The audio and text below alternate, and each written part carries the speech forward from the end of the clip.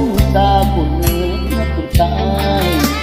ว่าคอยขอสาวบ่ได้น่าอายมือของเลือเกิ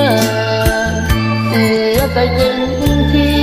คนหน้านี้ตั้งแต่ต้นคืนก็อยู่ไปหอมือ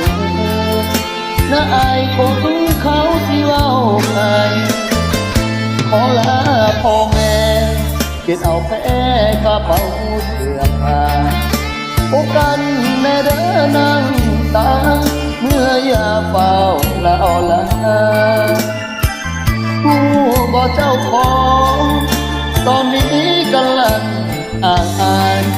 เสียนหาข้าวแกยิงตายจึงขอไปตายด้านหน้า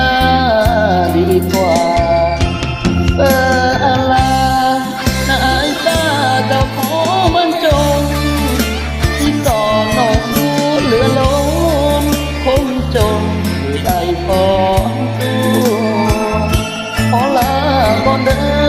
อไอ้ลาก่อนเด้อทุกหัวด้านนี้ก็ได้เป็นผู้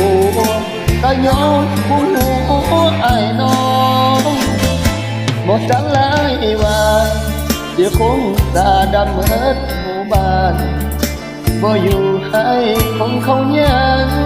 สู้กับฝันไปหน้าบ่ทอดคือเป็นวงเวียนที่เฮาขอเสาแล้วปล่อยคงหาได้พันแค่อ่อนย่องเงินเขาหน่อยที่บ่ได้ตา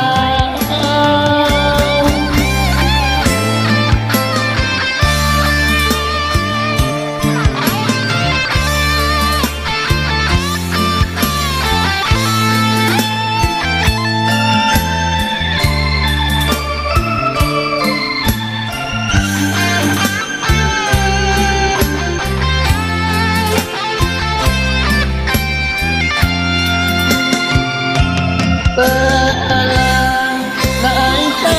เจ้าขอมาจงที่ต่อนอกสู้เหลือล้นคนจนจะได้พอตัวขอลาก่อนเด้อไอ้ลาก่อนเด้อทุกหมู่ด้านนี้ก็ได้เป็นผู้แต่ย้อนหัวไอ้น้อยบ่จำไรว่าเดี๋ยวคงตาดำเมิดหมู่บ้านบ่อยู่ให้คงเขายังสู้กับฝันไปหน้าบ่ทอนคือเป็นวงเวียนที่เฮาขอสาวแล้วก่อนองค์อาเด็กกันแค่ย่องเงินเขาหน่อยที่บ่ได้